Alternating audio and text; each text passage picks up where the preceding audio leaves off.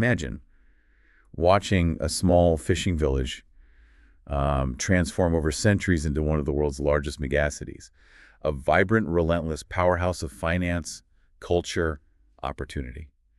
That astonishing evolution of Karachi, well, that's what we're diving into today. Our mission, like always, is to give you a shortcut to understanding this incredible journey. We're pulling out the most important nuggets of knowledge from the sources we've looked at. And it's quite a journey, isn't it? Karachi isn't just Pakistan's largest city. It's like a living, breathing timeline. A city built on layers of cultures, conquests, migrations, and, well, some unexpected miracles, too. Today, it's a financial powerhouse, a bustling port, Pakistan's cultural capital. Definitely a city that never sleeps. Okay, so let's unpack that. Let's rewind the clock way back. Pre-1700s, we're tracing its origins to a pretty modest fishing village called Kolachi, home to the Kolachi tribe, nestled right there by the Arabian Sea and the Liari River. Locally, they called it Kolachi Jogath, which just means, the village of Kolachi. Simple enough. Right. And what's really interesting about those humble beginnings, its coastal location, it gave it this inherent strategic maritime value long before any colonial powers showed up. The Kolachi people weren't just fishing. They were settling what would become a future hub for trade. It shows remarkable foresight, really, setting down roots in a place that would be vital for centuries. So from this fishing village, how did Kolachi start to get noticed on a bigger stage? Well, by the 18th century, it became part of the Talpur dynasty of Sindh. And they were pretty shrewd, actually. They recognized its potential, built fortifications to protect it from invaders, pirates, that sort of thing. But then, as history tends to go, the British East India Company arrived. They certainly did. And the British forces, they quickly saw Karachi as, well, a perfect seaport, a strategic gem. They occupied it in 1839, apparently without much resistance, and by 1843, Sindh was fully annexed into British India. This wasn't just a handover, it was a major turning point. It sparked massive, deliberate developments. The port of Karachi, built by 1854, railway connections, custom houses, plus extensive urban planning, new roads, docks, administrative offices. It really makes you think, doesn't it? How much did this early engineered infrastructure set the stage for Karachi's later explosive growth? And maybe, did it also sow the seeds for some of the challenges that came later? That's a really interesting point. It absolutely played a huge role in its expansion, like hitting the accelerator. From that point, Karachi just transformed. From a modest town into this burgeoning metropolitan hub, we're talking 19th, early 20th centuries now, it became this crucial port, exporting wheat, cotton, a central hub for railways, connecting inland cities straight to the sea. But I wonder, like you said, did this rapid sort of British-led expansion also create new divides, between the new developed areas and the original settlements, or maybe between different social classes? That's a very insightful question. While it undeniably boosted economic growth, it certainly laid down foundations for later complexities. Urban planning issues, social stratification, yeah, definitely. By the early 1900s, Karachi was incredibly modern and cosmopolitan. It had electric trams, modern schools, Western-style architecture, quite advanced for the time. People were even comparing it to Bombay, now Mumbai, for its sophistication and trade value. That really shows how important it was becoming on the global stage. It wasn't just a port anymore. It was a modern, influential city in its own right. And then, the entire subcontinent changed dramatically. Yeah. Partition and independence in 1947. This wasn't just a political shift for Karachi. It was like a seismic event. It completely redefined its identity. When Pakistan was created, Karachi was suddenly thrust onto the national stage. Big time. It became the first capital, the economic and political heart of this brand new country. And that triggered this unbelievable human wave.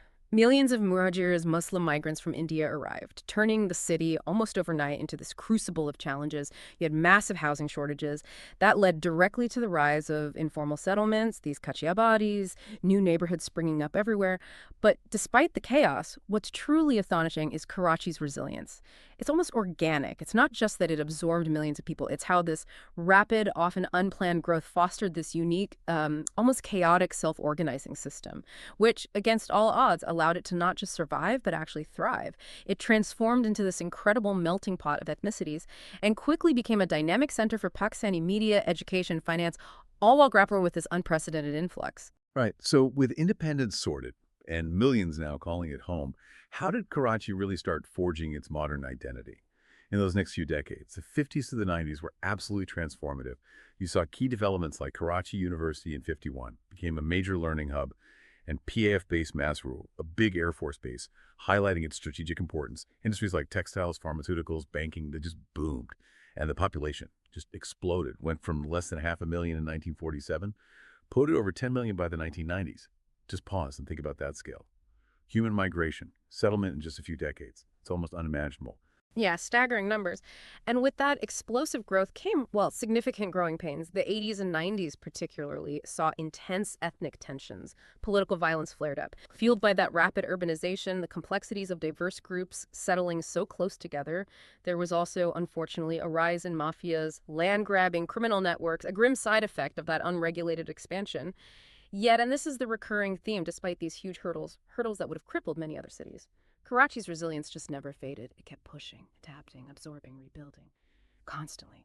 And that relentless spirit, that brings us pretty much up to date. Karachi in the 21st century, a global megacity, no question about it. Today, it's not just big, it's one of the top 10 most populous cities in the world. It contributes over 20%, a fifth, of Pakistan's entire national GDP.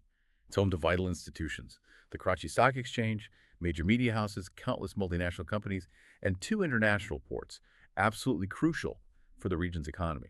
And it still keeps attracting people. Migrants from all over Pakistan, foreign investors, creatives, entrepreneurs, they're all drawn by its sheer energy. The pull is undeniable. Yet it's still wrestling with significant ongoing challenges, often the kind you see in rapidly expanding cities. Urban sprawl that just keeps pushing outwards. Chronic traffic chaos kind of defines daily life for many. Persistent water shortages, big issues. And alongside those, security and governance remain complex, let's say. But this incredibly dynamic city, it just never stops evolving. Never. Quick facts, just to illustrate.